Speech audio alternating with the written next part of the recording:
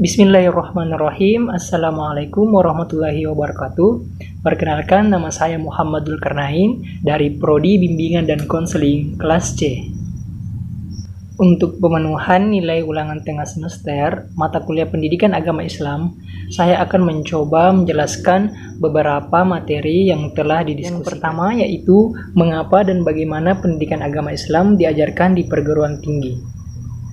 Alasan mengapa pendidikan agama Islam masih tetap ada dalam perguruan tinggi, yaitu karena untuk memberikan landasan pengembangan pada kepribadian mahasiswa agar menjadi kaum intelektual yang senantiasa beriman dan mengingat Tuhan Yang Maha Esa, memiliki budi pekerti yang baik, dan juga mampu berpikir kritis dan bersikap rasional. Sebagaimana dalam surah Al-Mujadilah ayat 11 yang berbunyi, A'udzubillahi minasyaitonirrajim. Bismillahirrahmanirrahim. Ya ayyuhallazina amanu idza qila lakum tafassahu fil majlis fa'ufsahu yafsahillahu lakum وَإِذَا قِيلَ انشُزُوا فَانشُزُوا يَرْفَعِ اللَّهُ الَّذِينَ آمَنُوا مِنكُمْ وَالَّذِينَ أُوتُوا الْعِلْمَ دَرَجَاتٍ وَاللَّهُ بِمَا تَعْمَلُونَ خَبِيرٌ.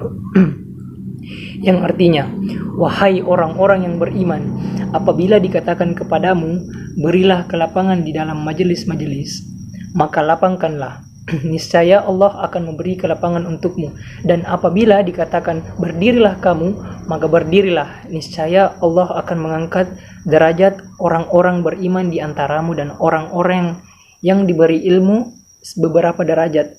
Dan Allah Maha teliti apa yang kamu kerjakan.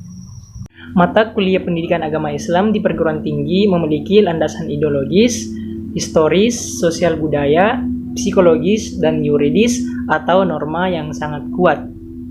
Bagaimanakah pendidikan agama Islam diajarkan di perguruan tinggi?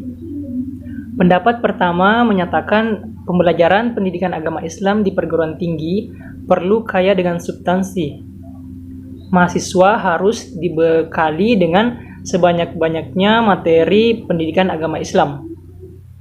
Dosen pendidikan agama Islam harus menyuguhkan materi pembelajaran agama secara luas dan mendalam.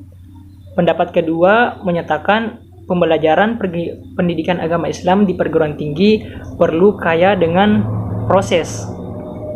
Dosen pendidikan agama Islam cukup menyuguhkan substansi materi yang paling dasar dan inti saja. Adapun pengembangannya diserahkan untuk digali oleh mahasiswa. Oleh karena itu, yang terpenting bagi dosen pendidikan agama Islam adalah memberikan keterampilan kepada mahasiswa tentang cara-cara atau pendekatan yang paling tepat untuk memahami dan mengimplementasikan ajaran agama, sedangkan mahasiswa secara aktif menggali dan membangun kemungkinan metodologik yang dapat mereka gunakan agar pemahaman dan pengamalan keislaman mereka semakin baik. Dua, yaitu bagaimana manusia bertuhan. Istilah Tuhan dalam sebutan Al-Quran digunakan kata ilahun, yaitu setiap yang menjadi penggerak atau motivator sehingga dikagumi dan dipatuhi oleh manusia. Orang yang mematuhinya disebut abdun atau hamba.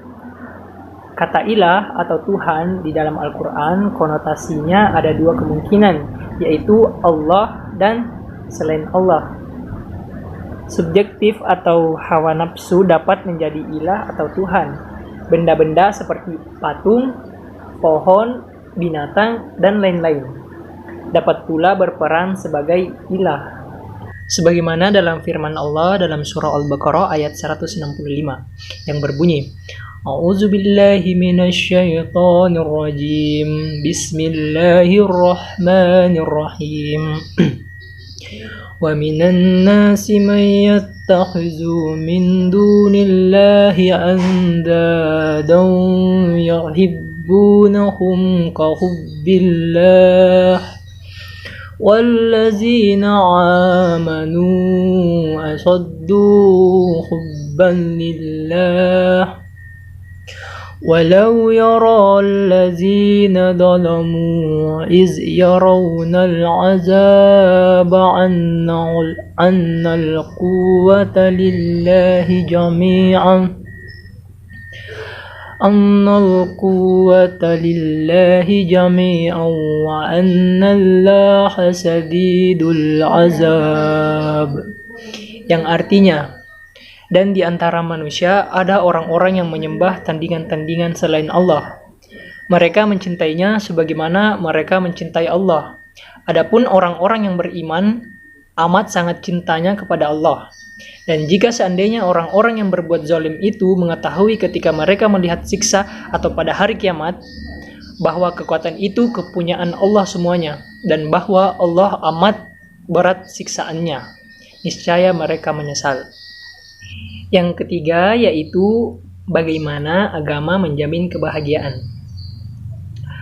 Menurut Al-Alusi, bahagia adalah perasaan senang dan gembira karena bisa mencapai keinginan atau cita-cita yang dituju dan diimpikan. Pendapat lain yang menyatakan bahwa bahagia atau kebahagiaan adalah tetap dalam kebaikan atau masuk ke dalam kesenangan dan kesuksesan. Sebagaimana dalam surah Al-Baqarah ayat 251 yang berbunyi, A'udzubillahi minasyaitonirrajim, Bismillahirrahmanirrahim. Fahazamuhum biiznillahi wa qatala Dawuda Jaluta wa atahullahul mulka wal hikmata wa 'allamahu mimma yasha'u walaula daf'ullahil nasa ba'dahum bi ba'din lafasadatil urdu walakinallaha zu fadlil 'alal 'alamin. Yang artinya, maka mereka mengalahkannya dengan izin Allah, dan Daud membunuh Jalut. Kemudian Allah memberinya kerajaan dan hikmah dan mengajarinya apa yang dia kehendaki. Dan kalau Allah tidak melindungi sebagian manusia dengan sebagian yang lain, niscaya rusaklah bumi ini. Tetapi Allah mempunyai karunia yang dilimpahkannya atas Yang keempat yaitu mengintegrasikan iman, Islam, dan ihsan dalam membentuk insan kamil. Iman memiliki arti ketentraman dan kedamaian kalbu, yang dari kata itu bisa muncul kata al-amanah atau dapat dipercaya. Yang dimaksud keimanan seseorang terhadap sesuatu adalah jika dalam hati orang tersebut telah tertanam kepercayaan dan keyakinan tentang sesuatu, dan sejak saat itu ia tidak khawatir lagi terhadap menyelusupnya kepercayaan lain yang bertentangan dengan kepercayaannya. Apabila seseorang mengakui dalam hatinya tentang keberadaan Allah, tetapi tidak diikrarkan dengan lisan dan dibuktikan dengan amal perbuatan, maka orang tersebut tidak dapat dikatakan sebagai mukmin yang sempurna. Beriman kepada Allah adalah kebutuhan yang sangat mendasar bagi seseorang. Allah memerintahkan agar umat manusia beriman kepadanya. Dalam surah An-Nisa ayat 136 yang berbunyi, A'udzubillahi minasyaitonirrajim, Bismillahirrahmanirrahim.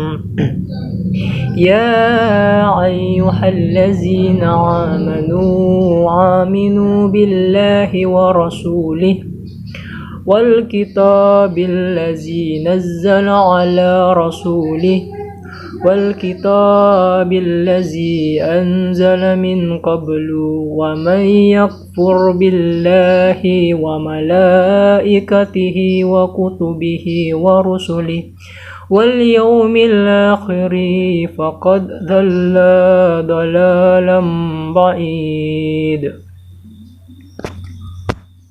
Yang artinya, wahai orang-orang yang beriman, tetaplah beriman kepada Allah dan Rasul-Nya, Muhammad dan kepada kitab Al-Quran yang diturunkan kepada Rasulnya, serta kitab yang diturunkan sebelumnya.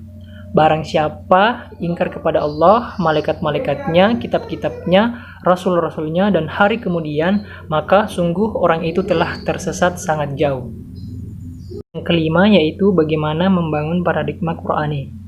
Al-Quran bagi umat Islam adalah sumber primer dalam segala segi kehidupan. Al-Quran adalah sumber ajaran teologi, hukum, mistisisme, pemikiran, pembaharuan, pendidikan, akhlak, dan aspek-aspek lainnya. Tolak ukur benar, salah, baik, buruk, dan indah jelek adalah Al-Quran. Jika mencari sumber lain dalam menentukan benar atau salah, baik atau buruk, dan indah atau jelek, maka seseorang dianggap tidak konsisten dalam berislam, suatu sikap hipokrit yang dalam pandangan Al-Quran termasuk sikap tidak terpuji. Dalam surah Al-Baqarah ayat 2 yang berbunyi, A'udzubillahi minasyaitonirrajim, Bismillahirrahmanirrahim. Zalikal kitabu la raiba fihi hudan lil muttaqin. Yang artinya, kitab Al-Quran ini tidak ada keraguan padanya, petunjuk bagi mereka yang bertakwa. Sekian dari video saya, semoga bermanfaat, dan jika ada kurangnya mohon dimaafkan. Wabillahi taufiq wal hidayah. Wassalamualaikum warahmatullahi wabarakatuh.